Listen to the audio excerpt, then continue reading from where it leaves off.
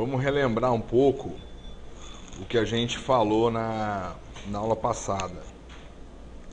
Na aula passada a gente comentou que o DNS usava uma estrutura de dados particularmente otimizada para performance. Quem lembra? Estrutura de dados. O que é uma estrutura de dados? Vamos pensar, vocês já estão fazendo essa matéria? Não, né?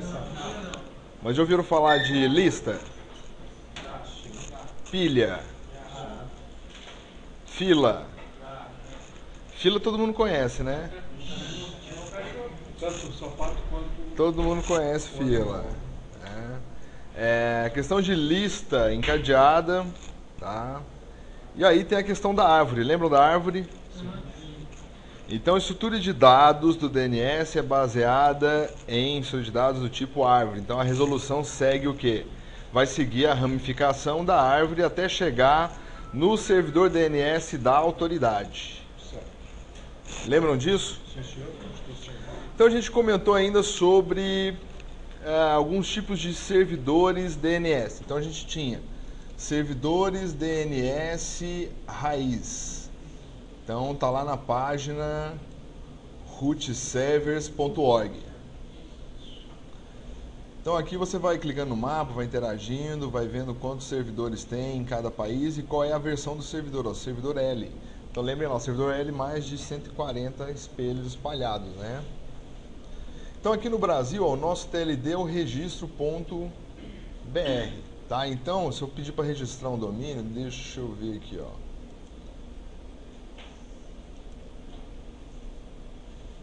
Ó, aqui ele chama de categorias de domínios, tá? Então isso aí ele tem que obrigatoriamente traduzir isso para uma linguagem popular, né? Então, categorias de domínios. Para a gente sabe que isso aqui são o quê? Domínios TLD. São domínios de topo de nível. Então, olha só, eles estão tão próximos do topo que eles estão perto de quem? Do raiz. Então, abaixo do raiz já vem quem? O TLD do ponto .br. Tá? Então, olha só, pessoas, aí tem as categorias, né, as questões aqui referentes à legislação em cada país. Ó. Aqui, por exemplo, pessoa física ou jurídica pode registrar esses 4 TLDs aí, ó. Com BR, ECO, EMP, NetBR, ó. Exclusivo de pessoa física, para weblog, foto, ponto nome BR, vlog, página wiki, ó. Pessoa jurídica, do BR reservado para ensino, administradores, aqui é por profissão, né? Profissionais liberais. Tá? Então essas aí são algumas das categorias, que eles chamam de categorias de TLD, disponíveis para registrar aqui no registro BR. A gente vai estudar a parte do DNS básico e depois vocês têm uma outra matéria mais pra frente que a gente estuda especificamente isso aqui, ó. O DNS seguro, mas é claro que para a gente construir lá o tijolinho do muro, a gente precisa começar aprendendo primeiro o que é o DNS. Aí depois a gente aprofunda, estudar a parte de segurança do DNS em outra matéria, tá? Mais para frente aí. Muito bem. Vamos lá no nosso... É o que a gente comentou sobre servidor raiz, servidor TLD e o servidor de autoridade. Quem que é o servidor de autoridade? Todo servidor que responde por um domínio em si. Tá? Dentro desses servidores, tem ainda aquele servidor que a gente chama de servidor recursivo ou servidor de DNS cachê. Quem que é esse servidor recursivo? Aquele servidor que fica dentro da rede local. Tá? Lembra que eu comentei com vocês que vocês podiam trocar o servidor da operadora e colocar um servidor próprio que vocês mesmos instalariam na máquina de vocês? Então, olha só, se a gente pegar aqui essa máquina virtual Linux, depois a gente vai ter uma outra aula só para falar sobre máquina virtual, como é que a gente instala a máquina virtual, como é que a gente prepara ela para fazer esse acesso via SSH, tá? Que eu estou rodando essas máquinas aqui, ó, são 2 máquinas de VMware com CentOS. CentOS 6.5, ó. Então, eu liguei as máquinas, peguei aqui o IP dessas máquinas e aí estou fazendo o acesso a essas máquinas aqui, ó, pelo terminal remoto. tá? É um acesso via SSH e você não precisa ficar preso aqui nos terminais da máquina, tá? Essas máquinas aqui, elas dão boot, elas não têm interface gráfica, tá? Elas dão boot no RAM Level 3. O que é o RAM Level 3? Multiusuário sem interface gráfica. Então, quer dizer, ela é multiusuário? É. Tem interface gráfica? Não. Então, se você, por exemplo, for contratar um serviço de máquina virtual na nuvem, o cara não vai te entregar um servidor com interface gráfica, ele vai te entregar uma linha de comando, um SSH, para você fazer tudo que você precisa via linha de comando. Então, eu queria transmitir um pouco dessa ideia para vocês verem que tudo que a gente vai estar fazendo, a gente consegue olhar pela linha de comando, por essas janelas de terminal. Ok? Dúvidas? Vamos lá, o RAM Level, pessoal, é a inicialização do sistema operacional, no caso não é do Linux, é do Unix, né? Deixa eu mostrar para vocês o que é o RAM Level que eu acabei de falar para vocês, ó. Não dá para enxergar muito bem, né? Vamos fazer assim, ó, syntax off.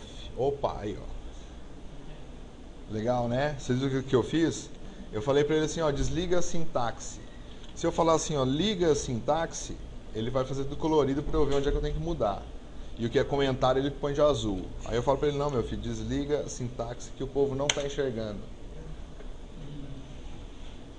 Ok? Então vamos lá, eu falei para vocês que essa máquina é um RAM Level 3. Olha só, olha como é que está a linha lá embaixo, ó. Init Default RAM Level 3. Eu falei para vocês que essa é uma máquina multi-usuário, mas que não tem interface gráfica. Onde é que eu tenho interface gráfica? Só aqui, ó, no RAM Level 5. Então uma máquina com RAM Level 3 vai botar assim, ó, na linha de comando, vai te entregar uma telinha piscando e falar assim, entra aí, meu filho, login e senha. E aí o resto é por nossa conta, né, ó. Se você ativar, por exemplo, o RAM Level 6, você vai estar fazendo um reboot na máquina. Se você aplicar um RAM Level 0, aí você está dando um shutdown, você está desligando a máquina. RAM Level 0 é o halt, pá, desliguei a máquina. Tá? Processo 1, acesso de monousuário, usuário simples, né? Bom, para que você vai entrar no monousuário? Normalmente você precisa ter, por exemplo, um acesso privilegiado no Linux, tá? Você pode entrar tem muitas máquinas quando você entra como monousuário, você cai lá no terminal como root. Aí você tem chance de fazer o quê? Alterar a senha do root. A hora que você dá boot de novo no RAM Level 3, você tem a senha de root. Entenderam? É um hacking, né? Depois vocês pesquisem aí que vocês vão descobrir como é que faz. Ó, RAM Level 2, ó, já é multiusuário, mas sem NFS. O que é NFS? Sistema de arquivo em rede. Qual que é o sistema de arquivo em rede de uma rede Windows? Normalmente está calçado no protocolo SMB, né? Que a gente já ouviu falar aí como o servidor Samba. O servidor Samba é um servidor que implementa o protocolo SMB, tá? Que é proprietário da Microsoft. Então quando você digita lá na rede Windows, // nome do host, /pasta, você está acionando o protocolo SMB. Quando a gente fala de Unix, a gente está falando de protocolo NFS, ó. É esse protocolo aqui, ó. É um protocolo, é um sistema de arquivos em rede, Network File System, tá? Serve para quê? Igual a gente vai lá no Windows e fala assim, eu quero compartilhar essa pasta, no Unix você faz com NFS. Você vai lá no arquivo texto e fala, eu quero compartilhar essa pasta. Ou seja, tudo que você faz visual lá no Windows Server, você vai fazer via uma linha de comando aqui no Linux, tá? Mas normalmente as funcionalidades são praticamente as mesmas, tá? Ok, então, RAM Level, muito bem. Anotaram o syntax on e off também, vocês vão precisar disso aí, anotem. Vamos lá. O primeiro comando que você vai testar é ver se você tem um cliente de DNS, por exemplo, o NSLookup, tá? Essa máquina aqui, ó, ela deu comando não encontrado. Então, olha só, Anotem esse erro porque é importante. Hash, -hash. Olha o que está falando lá o erro. Bash. Quer dizer, o bash está retornando para a gente um erro. Olha o erro que ele está retornando. Ó. Comando não encontrado. Comando não encontrado significa o quê? Que não está instalado. Como é que escreve isso aqui? É null, lookup. Comando não encontrado. Tá? O que é esse programa então, esse NS Lookup? É um programa cliente de DNS. A gente não quer testar um servidor DNS?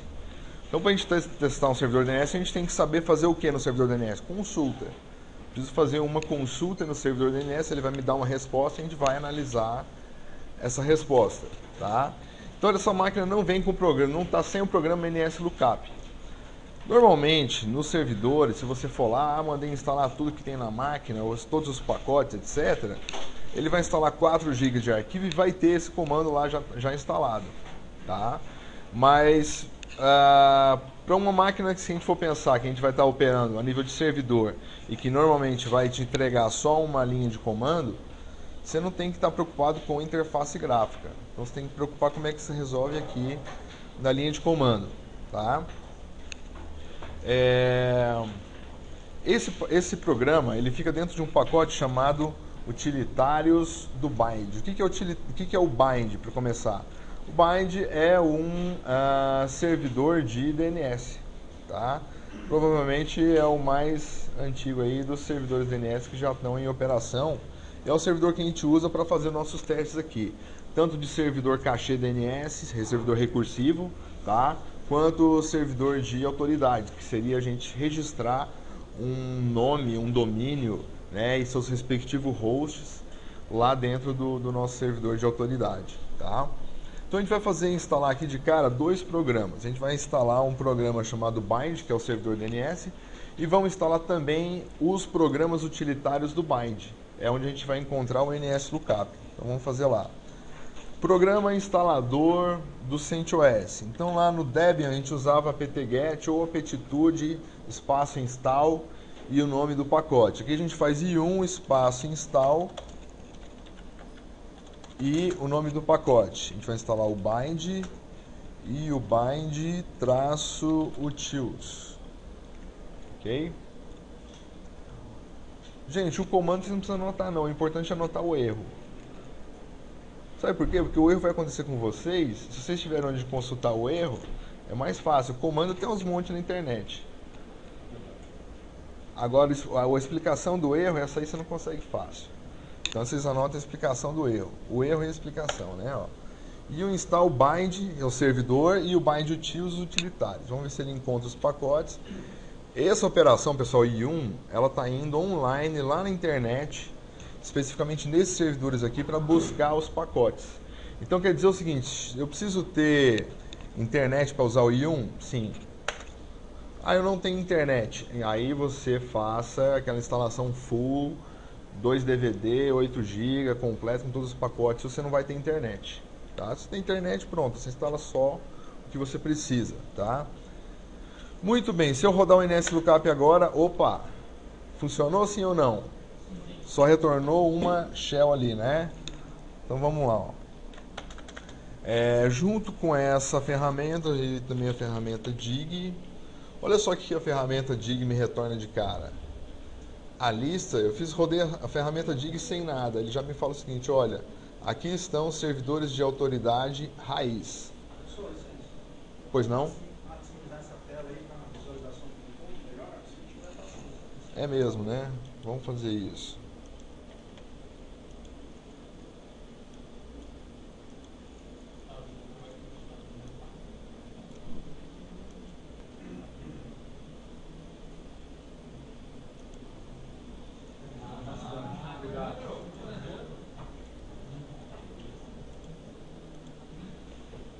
E aí, beleza?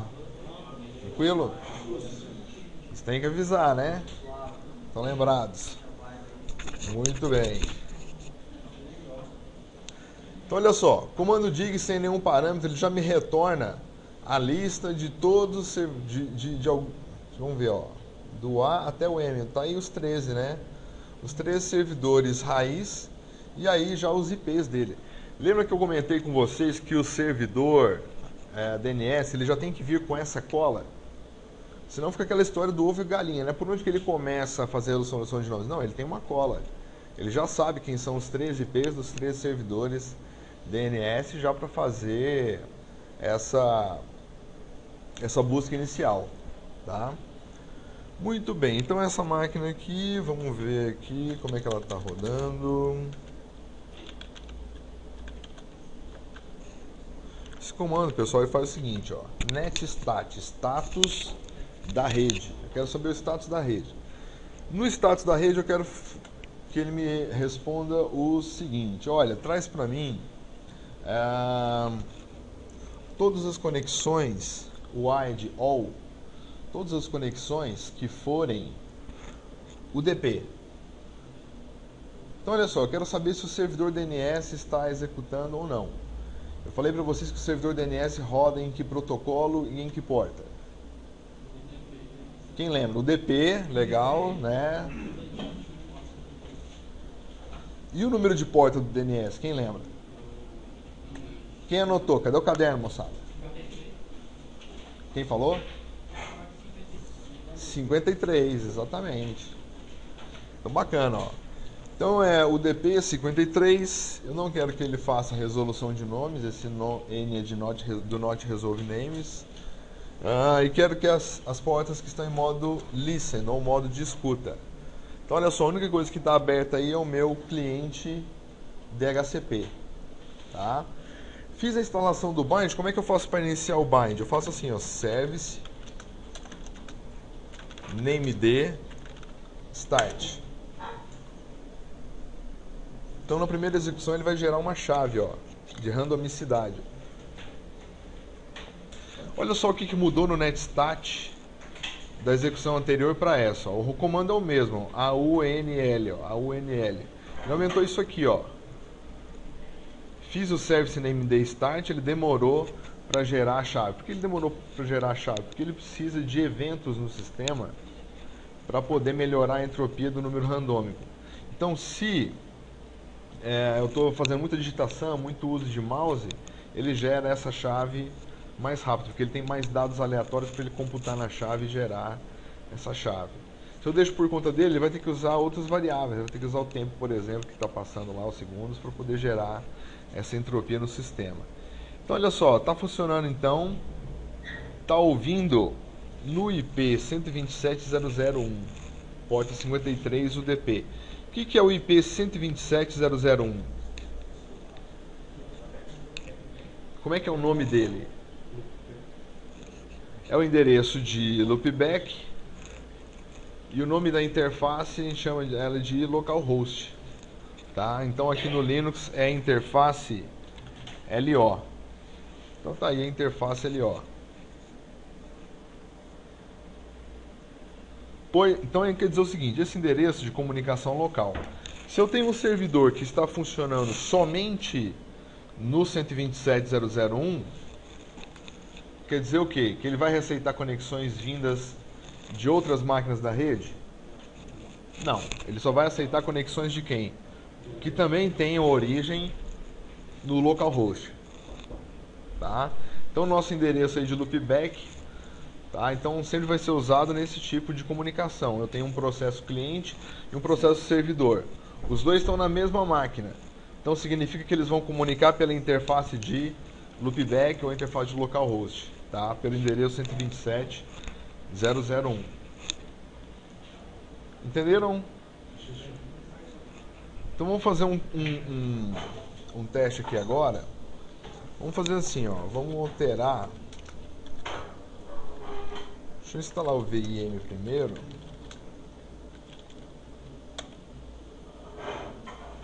Esse aqui já está instalado, esse aqui que não está, né? Então olha só, eu uso, pessoal, para editor de texto o VIM. Naquela outra máquina está instalado, nessa daí não.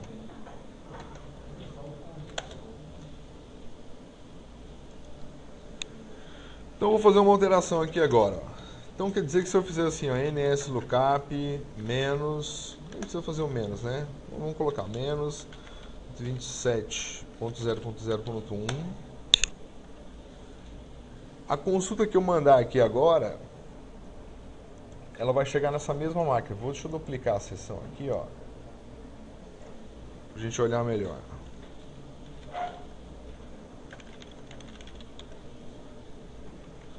Então aqui eu tenho dois terminais da mesma máquina. Eu vou pegar um dos terminais, ó, e vou fazer assim, ó, TCP dump -i LO -n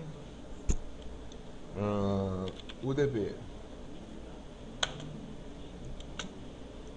Vou abrir mais uma janela.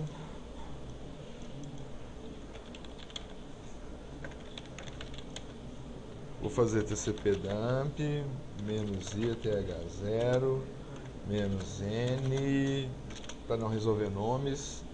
Ouça na interface eth0 tudo que for UDP e porta 53.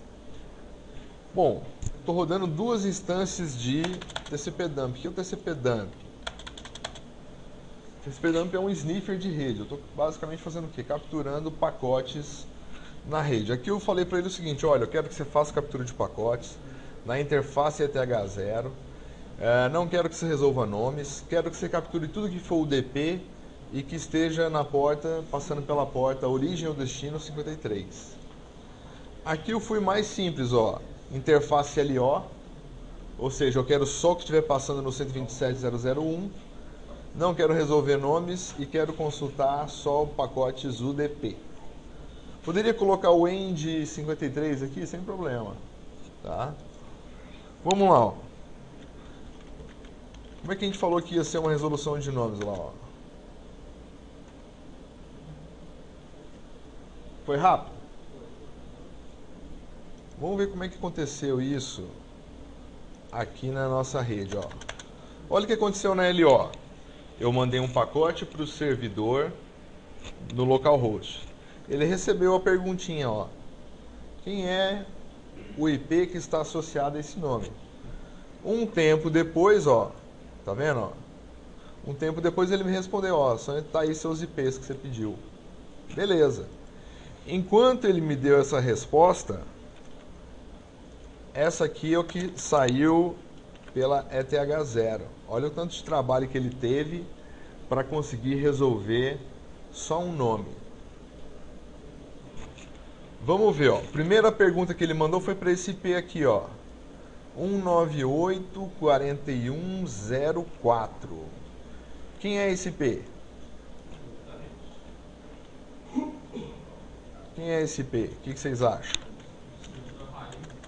Servidor raiz, boa. Olha, quem falou servidor raiz? Rapaz, se tivesse nota que eu te dava um ponto. Mas como não tem, então fica por isso mesmo. Obrigado. Aí, ó, servidor raiz A.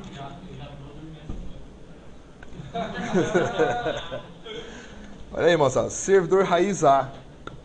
Beleza? Então ele foi aonde? Confirmou aquela história nossa. Lembra aquele desenho da aula passada? Sai lá do servidor recursivo, vai lá pro servidor raiz. Então tá aqui, ó, chama o primeiro pacote, ó. Foi lá pro raiz. Olha só, ele já mandou duas perguntas aqui pro raiz, ó. Ele perguntou quem é o A do UOL e perguntou quem é o autoridade do ponto. Quando ele fala assim, ó, quem é a autoridade do ponto, olha a resposta que ele recebeu aqui, ó. Tá aí as autoridades do ponto. O que ele acabou de receber? Todos os servidores de autoridade raiz, ó. Os 13 IPs estão aí. Os 13 nomes, né? Desculpe. Estão aí. Tá? Então, olha só. Servidor raiz também. Olha só. Vamos ver quem é esse cara aqui, ó. Repare o seguinte. Eu estou jogando o comando na frente do DNS lookup. A gente não falou que o DNS era para pegar o nome e resolver em IP? Então, olha só.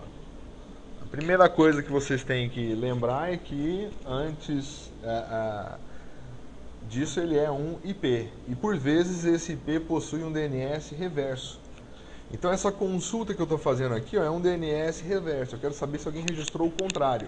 O IP chegando no nome.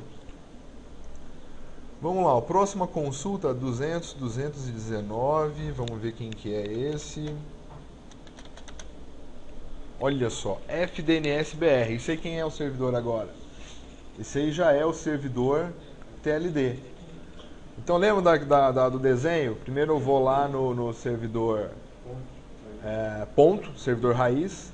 Volta lá no servidor recursivo. Ó. Foi o que aconteceu. Ele foi lá e voltou. Ó. A resposta dessa pergunta, vamos ver onde é que está. 219.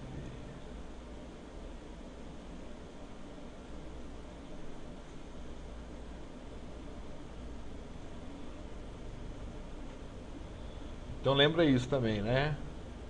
O UDP não faz uma pergunta só, ele faz várias. Ou desculpa, o servidor DNS faz várias perguntas do UDP. Por quê? Eu não tenho garantia da entrega do pacote UDP. Então eu faço o quê? Eu consulto mais de 2 servidores de uma vez só. Então nesse caso, você achou? Ah, tá aqui, ó. Aqui a resposta dele, ó. Obrigado, ó. O olho tá treinado, hein, filho? Aí agora sim, hein?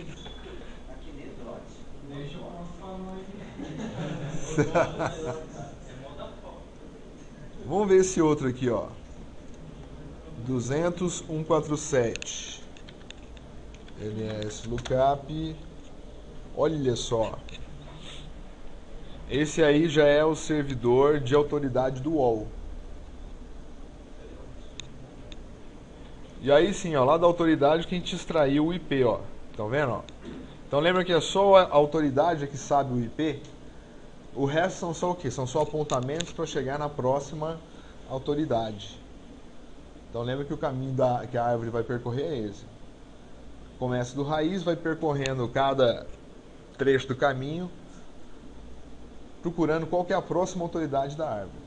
Chegou na autoridade final, aí sim a gente tem os IPs. Então olha só, por que ele fez todas essas consultas aqui na rede?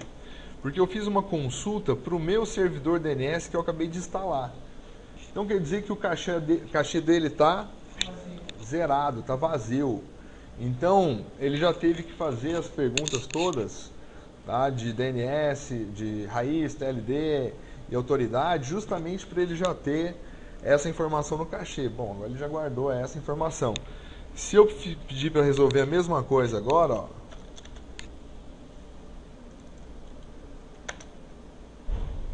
opa, ligar aqui, né? Deixa ligado. Vou deixar esse aqui ligado também. Ó, vou fazer a mesma consulta. Já está no cachê. Então olha só, essa do servidor aqui não economizou, né? Ele foi lá no servidor e voltou. Mas olha na rede. 0 pacote. Já sabe a consulta? Sei. Então sai da onde? Do cachê.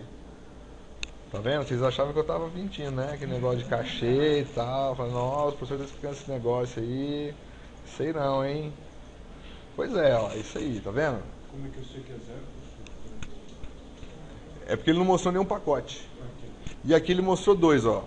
Veio o pacote da consulta, ele tirou a resposta do cachê e devolveu. O que saiu pela rede? Nenhum pacote. Tá? Então vamos fazer uma consulta nova, ó. google.com. Mas não sabe o pacote que está local. Caso fosse um outro item daqui do exemplo, seria o pacote daqui daí. Teria também. Teria também. Nesse caso não saiu nada porque o servidor DNS está local. Então ele tirou do cachê, não tinha nada, né? Agora a volta da minha máquina teve, né? Olha só, fiz a mesma consulta agora, ó, perguntando pelo Google. Aí ele me respondeu uma pequena lista aí de endereços IP, ó. Mas, enquanto ele me devolveu esses 2 pacotes aqui no LO, olha o que passou de pacote aqui no ETH0, ó.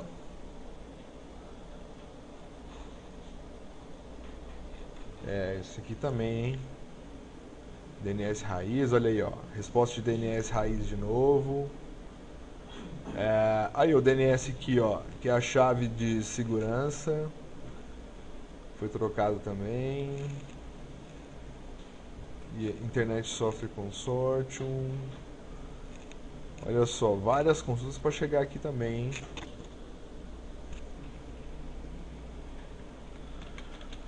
Vamos lá. Com relação ao que a gente viu até agora. Ficou claro? Bate com o que a gente viu lá na teoria? Muito bem. Olha só. Vamos voltar lá no NetStat. Olha, qual que é o problema do meu servidor? Ele só funciona localhost. Se outra máquina quiser usar o meu cachê DNS, vai conseguir? Não. Eu vou ter que mudar esse endereço aí, ó, esse endereço que ele está ouvindo. Professor, que endereço que é esse aí embaixo? Ó? Esse aí é o endereço localhost do IP versão 6. Ah, como é que eu escrevo localhost no IP versão 6? 2.2.1.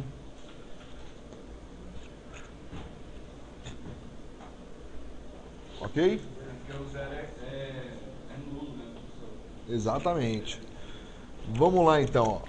Olha o arquivo que eu vou configurar. Ó. named.conf. Então, primeira coisa, eu instalei esse programa aí, ó, que chama VIM, editor de texto. Depois a gente vai falar sobre as funções dele. Vocês vou explicar ao longo do tempo, conforme a gente for usando. Isso. Aí eu vou explicar para vocês os comandos para vocês entenderem. Vocês podem usar o que vocês quiserem, tá? Gedit, bloco de nodos, o que vocês quiserem pode usar. Para mim tá tranquilo. Vamos lá, ó. Todas as configurações de serviço normalmente ficam no diretório etc. Tá? O arquivo de configuração do DNS ó, chama named. Olha só onde é que eu vou fazer essa alteração. Ó. Listen on, porta de escuta. Então hoje ela ouve só no 127, eu vou fazer o seguinte, eu vou pedir para ela ouvir, para eu fazer os testes em rede em qualquer interface. Eu não tenho suporte a IPv6. E aqui, ó, essa linha é importante também, ó, allow query. Quem é que você permite fazer requisições? Qualquer um da rede. Qualquer um de qualquer rede. Ok? Muito bem. Volta. Eu fiz alteração no arquivo, né?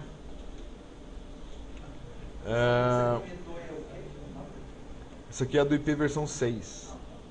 Tá? Bom, fiz alteração no arquivo. Terminei de fazer a alteração. Eu tenho que fazer uma sequência aqui para salvar e sair. Eu teclei primeiro ESC. Depois eu teclei 2 pontos. W para escrever e Q para sair. Ok? Vou voltar lá no service named e vou fazer um restart no serviço. Parou o daemon, ligou de novo, volto a fazer o netstat. O que apareceu lá agora? Saiu o IPv6, a gente comentou ali do IPv6. Eu pedi para ele ouvir em qualquer interface, ele está ouvindo nas duas que estavam disponíveis. Como é que eu descubro as interfaces disponíveis? ifconfig-a. Olha as interfaces disponíveis aí, ó, 4137 e 127.0.0.1. Mas ele só vai ouvir nas interfaces que ele encontrar como flag API. Então a interface tem que estar API. Significa que a interface tem que estar o quê? Tem que estar ativa. Ok? Muito bem. Já que agora tem um DNS funcionando, deixa eu ver se tem regra de firewall aqui. Opa, N de navio também. Problema, regra de firewall. Isso aí pode atrapalhar nossos testes de comunicação na rede, tá? Depois, se vocês, eu deixei já até uma videoaula de iptables, de firewall iptables lá, depois vocês podem dar uma olhadinha. Ela é do 5º período. Tá no canal do YouTube, onde vai estar esse vídeo aí também. Vou passar para vocês. Então vamos lá, vamos desligar o iptables. Service, iptables, stop. Quem quiser aprender a configurar o iptables, vai lá no vídeo do 5º período. Mas eu recomendo que primeiro você aprenda esse negócio aqui de DNS, viu? Muito bem, ó, sem regras agora. Aí eu posso voltar lá no meu servidor. Ó, aqui eu estou na máquina 4.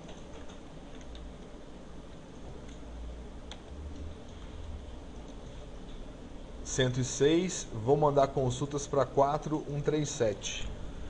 Como é que eu faço isso de forma temporária? Eu chamo o NSLookup, passo o comando menos e coloco esse IP aqui. Nas outras duas janelas, ó, vou deixar o ETH0 rolando, o LO rolando, só que agora vai chegar tudo por onde? Pela ETH0, né? Então vamos lá, ó. Isso que a gente já consultou, google.com.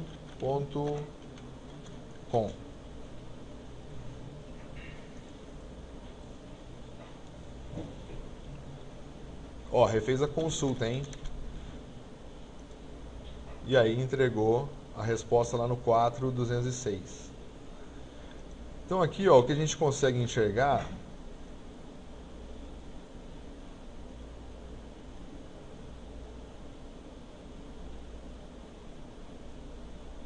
olha só, consulta inicial veio de quem?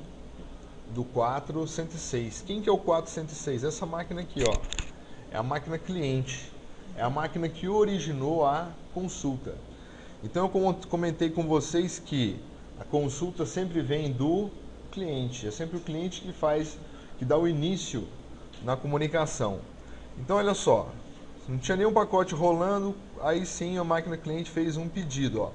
O pedido saiu pela porta 378392. Isso aí é porta de origem, tá? Isso aí chegou no 4137, que é o nosso outro servidor, logicamente na porta 53, que aqui o programa escreveu como sendo porta de domain, de DNS. Bom, a partir do momento que esse cara recebeu a consulta da rede local, aí ele vai começar a trabalhar, né? Ó, onde é que ele foi? DNS raiz, DNS TLD, e aí sim aqui, ó, devolveu uma resposta, ó.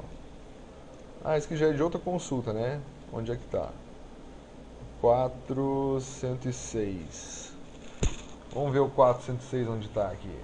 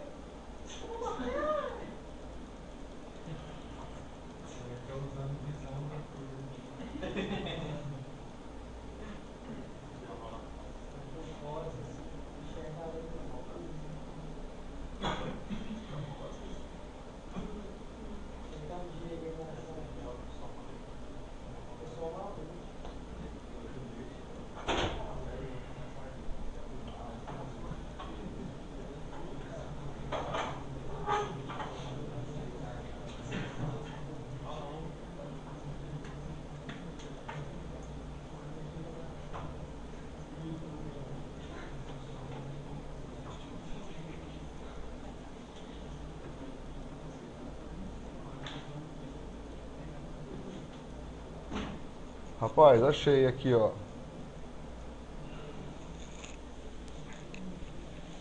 Olha só quantos pacotes ele trafegou antes de chegar na resposta. Olha aí. Tô vendo que o número da porta é a mesma? Então olha só, se eu fiz a pergunta pela porta 37392, o servidor me responde exatamente pela mesma porta.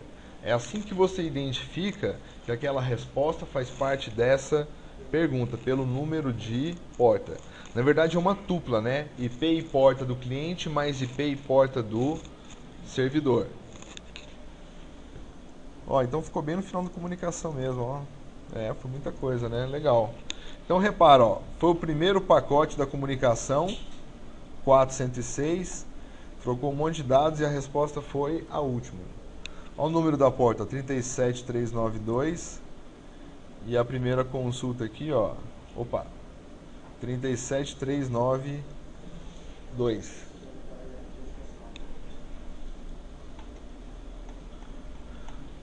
Ok, tranquilo? Isso aí, no caso, o pacote sai em qualquer porta, né? Do lado do cliente, ele vai sair por uma porta entre 1024 e 65535. Teoricamente, ele tem que sortear uma porta aleatória nessa faixa para poder fazer a consulta como cliente. Devolve na mesma porta de onde originou a pergunta. Muito bem, vamos lá, fazer mais uma consulta aqui, ó. Essa alteração aqui, quando eu faço NS lookup menos e passo como IP o servidor, eu estou direcionando a consulta do DNS para o IP 4.137. Se eu fizer só assim, ó, NS lookup e chamar lá um nome qualquer, olha só, ele resolveu de novo. Mas olha onde que ele foi agora. No IP 50.10. Quer dizer, ele foi em outro servidor DNS recursivo. Esse aqui é o servidor DNS recursivo aqui da faculdade.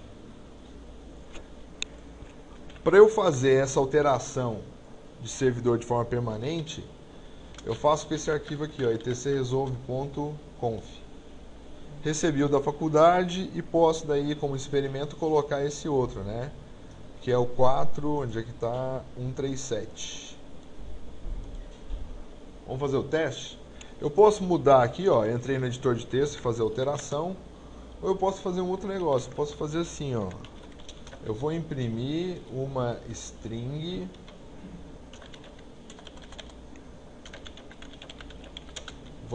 essa string dentro do arquivo etcresolve.conf. E aí, funciona? E aí, funcionou? Vamos ver, vamos ver. Ok, tranquilo? Então, se eu fizer um NS lookup agora, uol.com.br, vamos ver. Olha lá, ó, já foi no IP certo, tá vendo? Opa, então esse arquivo aqui acabou de se mostrar importantíssimo para o funcionamento da internet na sua máquina. Olha a importância dele. Anotem, esse aí vocês vão precisar. etc/resolve.conf. Tem gente que vem fazer a prova, configura o servidor inteirinho, gasta lá 1h30 configurando o servidor, tudo certinho, e esquece de mudar o resolve.conf. O que acontece? Tem que fazer a prova de recuperação daí, né? Volta, faz a prova de recuperação, aí ele já vem esperto. Opa, nessa eu não caio mais, né? Então vamos lá, e aí passa. Esse arquivo tem função aqui? Resolve.conf, você coloca o endereço IP dos servidores DNS cachê que você quer usar, do servidor DNS recursivo que você vai usar. Normalmente você recebe essa informação de quem? Do DHCP da rede, né? O DHCP já manda para a gente algumas informações. O DHCP manda o IP, manda a máscara de rede, manda o endereço do gateway e manda os IPs dos servidores DNS. Então essa informação normalmente vem do DHCP. Quando você quer desviar essa operação para o seu servidor, tá? Você vai colocar nesse endereço aí o IP do seu servidor. E aí eu estou fazendo esse trânsito de pacotes da máquina 4106 para 4137. Essa seria uma forma que os hackers usam para desviar informações, por exemplo, da sua máquina para um servidor que eles têm interesse? Se eles conseguirem manipular o IP que eu estou resolvendo para um determinado nome, é possível fazer essa manipulação. Não significa que vai ser pelo servidor DNS, né? Mas pode ser até inclusive pelo arquivo host que a gente viu lá na teoria, né? Muito bem. Vamos lá, dúvidas sobre DNS? Para o resolve.conf. Pessoal, esse aí é o arquivo. O nome do cliente DNS dentro do sistema operacional é resolver, tá? Então ele já coloca esse nome aí de resolve justamente para referenciar o que? Aqui vão ser os IPs do resolver. O resolver você configura o que? Quem são os servidores recursivos que você vai usar, os servidores cachê. Então normalmente vem com o DHCP, mas nesse caso a gente está fazendo uma alteração. Ó, eu quero resolver nomes naquela máquina ali, ó. na 437. E aqui eu estou na máquina, ó, if config th0 mostra o IP da minha interface, ó, 406. Então eu estou simulando o quê? Um servidor DNS recursivo na rede local e um cliente fazendo uma consulta nesse servidor. Esse servidor vai buscar informação aonde? No raiz, no TLD e até chegar na autoridade. Pois não? Vai pegar na videoaula. Depois você assiste aqui, cara. Vamos lá. Olha só, dentro do NS lookup, outro comando que a gente vai usar muito é você setar o tipo de registro de recurso DNS.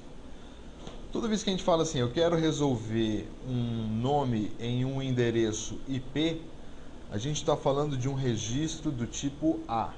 Esse registro é o registro padrão em que a gente está resolvendo o tempo todo quando a gente faz uma consulta de DNS. Tá? Então, se eu fizer um NS lookup no endereço google.com, eu estou resolvendo aqui os endereços do tipo A. A de quê? De address. Então, address na verdade o que é o meu endereço IP. Quando eu quero saber, por exemplo, o nome dos servidores de MX de um domínio, o que são servidores de MX de um domínio? É de e-mail. Servidores de e-mail, exatamente. Eu vou utilizar um registro de recurso diferente. Eu vou fazer assim, ó, vou fazer um setq igual MX. Eu quero consultar quem é o servidor MX. Vamos consultar, por exemplo, aqui, ó, servidor MX do hotmail.com. Olha o que ele me responde, ó. O registro MX possui 4 respostas, 4 entradas. MX 1, 2, 3 e 4. E essas entradas, olha só, interessante, né? Aqui ele está falando aqui, ó, resposta não autoritária. O que significa? Que não veio da autoridade. Aí ele fala o seguinte, olha, se você quiser consultar direto na autoridade, você vai consultar nesses servidores aqui, ó, que são os servidores autoridade do Hotmail. Quer dizer que essa resposta veio da onde? Do cachê. Ele puxou essa informação do cachê local ou de algum outro servidor de DNS. Então ele está falando assim, ó, eu tenho essa resposta aqui, é uma resposta de cachê, mas se você quiser consultar se ainda está valendo, você vai ali nos servidores de autoridade. Essa resposta, então, não é local, no caso, né? Essa aqui veio da internet. Olha só. Veio da internet, ó. Veio aqui do... Tá vendo? Foi lá na internet, consultou e buscou. Muito bem. Se eu quiser saber quem são os servidores de autoridade, eu faço um setq igual ns. E aí eu chamo lá para saber quem é o hotmail.com. Reparem aí o seguinte, eu não estou digitando www antes do nome. Por que mesmo? www é um host dentro do nome de domínio. Eu quero saber quem é a autoridade do domínio. Tá? Então o host não entra. Então tá aí os servidores DNS de autoridade. Posso fazer ainda, ó, não, se eu fizer um setq igual a posso tentar buscar o hotmail.com? Será que tem um A associado a ele? Tem. Será que tem um A associado a www.hotmail.com? Ó, mudou a resposta, né? Interessante. Olha o que veio nessa resposta aí. Hotmail.com, www.hotmail.com é um apontador para o nome canônico Dispatch, Kahuna, glbdns2, microsoft.com.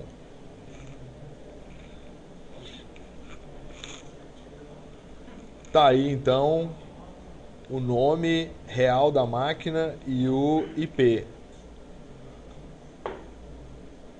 Então olha só, o fato de você digitar com e sem www, repara aqui, ó, tem algum IP repetido aqui em cima do que tem aqui embaixo?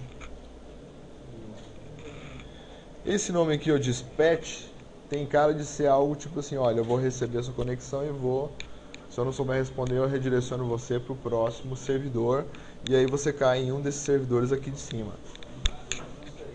Pode ser que ele está só fazendo esse balanceamento de carga e te redirecionando para o servidor que estiver mais desocupado, né, ou com maior disponibilidade de recursos. Bacana? O que mais aqui do DNS? Vamos lá, ó. DNS lookup.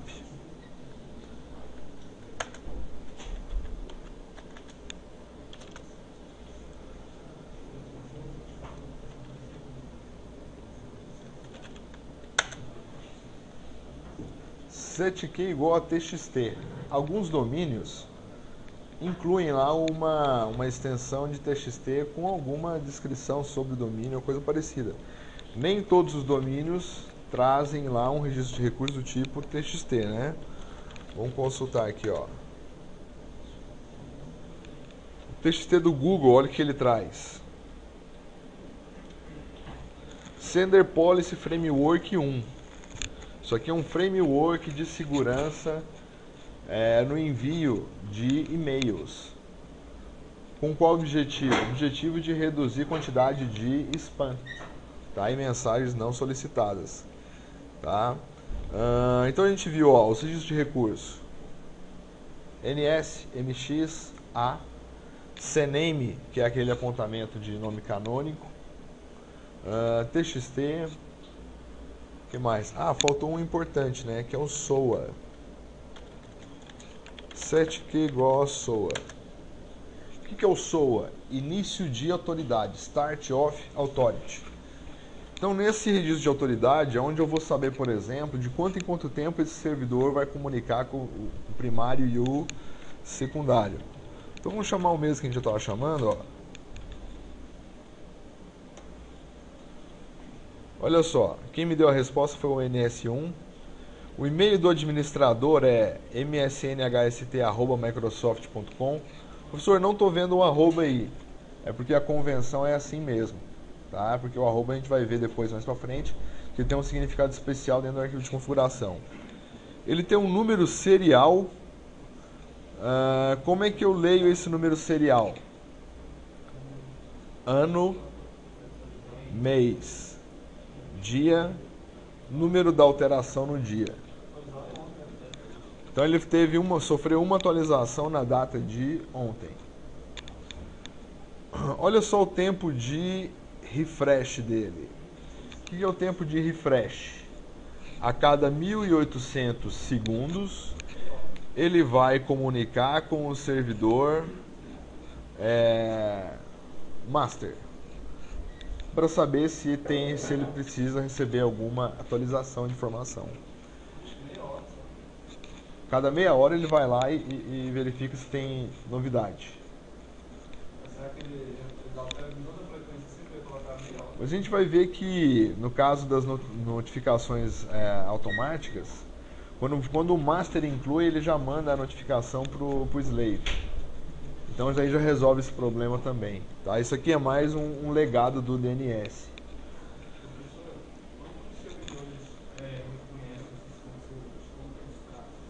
Isso aí a gente vai trabalhar com essa informação, com essa configuração de master slave, daqui a 3 aulas. Aí vou tirar essas dúvidas especificamente dessa comunicação entre master e slave. Ok? Vamos lá, mais dúvidas? Então voltando lá, ó. Retry 900 segundos. O que é o retry? Se o servidor master morrer, ele vai ficar tentando contactar o master a cada 900 segundos. Tranquilo? A cada 15 minutos. Expire. Olha só. Se depois de... Quanto é que dá isso aqui? Uma semana? Um mês? Uma semana? Se o master não resolver, depois desse valor aqui, ele vai expirar, ou seja, ele para de responder por essa autoridade. E aqui ele fala o seguinte, ó, o tempo mínimo. Esse tempo mínimo é o quê? Lembra que eu falei para vocês que a entrada do DNS tem um TTL, que é o tempo que essa informação vai ficar no cachê? Então eu apresento para vocês o TTL do DNS. Então olha só, quem é que configura essa informação lá dentro do SOA? É o administrador da autoridade, do domínio de autoridade. Então é exatamente o que a gente vai fazer nas próximas aulas. Tá? Quem ia perguntar? 28 dias, obrigado. Então depois de 28 dias esse servidor ele para de responder pelo domínio hotmail.com. Existe alguma vantagem de colocar um espirial pro slave? Você vai garantir que se o servidor, nesse caso aí, por exemplo, do 28, você tem 28 dias para voltar o seu slave, o seu master no ar. Se em 28 dias não voltar, aí para tudo mesmo. Mas você tem 28 dias. Hã? Então promover o slave para máximo. Por exemplo. Então esse é o seu prazo. Aí você faz as contas aí e vê o que você acha que é melhor para você. O 28 dias é uma escolha aleatória ou tem a ver com o ciclo roadmap? Esse aí é uma decisão interna da equipe de infraestrutura. Tá? Talvez eles tenham baseado em algum valor mais ou menos padrão. Obrigado. Tem como eu retirar essas informações pra mim? Não. Aí é obrigado, então, qualquer consulta, se eu fizer uma consulta do SOA, então, qualquer consulta vai te dar essas informações, por exemplo. Vai. Não tem como tirar, né? Você pode esconder essa informação. Como?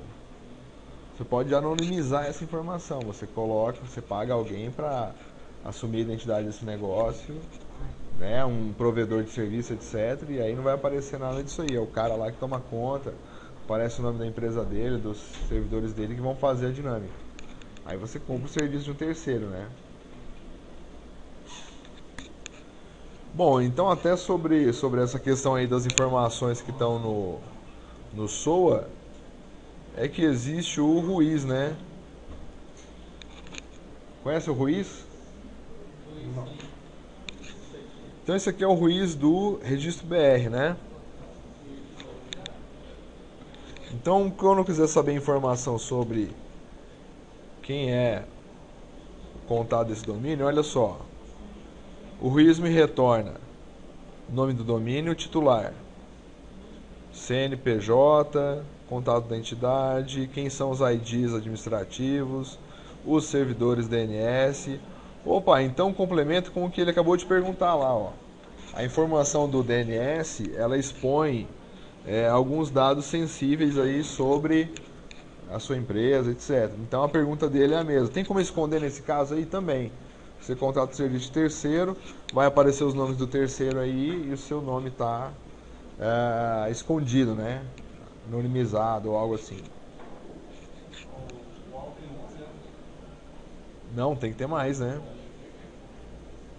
para 2003, bem mais baixo. 96, cara. Não, 96 mesmo. Tá. Vocês querem fazer o SOA lá para ver a alteração dele, ó? Vamos lá, NS lookup 7Q igual a SOA.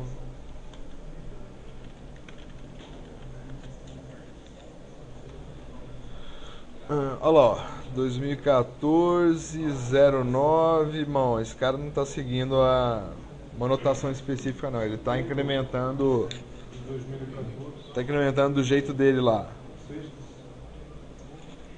Dá problema? Não. Às vezes até por questão de segurança ele não quer manter esse número aí exato. O refresh Tá. mudou. Por exemplo, o servidor DNS Windows não segue essa padronização aí. Então varia também de um servidor para outro, né? De quem é que está administrando. O expire também. Exatamente, assim como os demais valores, né? Todos eles variando aí, ó. Quanto é que deu esse expire aí? 40 dias? Não. Esse expire deve dar. Ele é 1/4 do outro. Não, é 1/7 do outro. 4 dias, eu acho.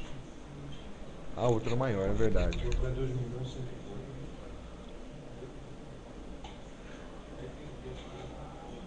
Muito bem, pessoal.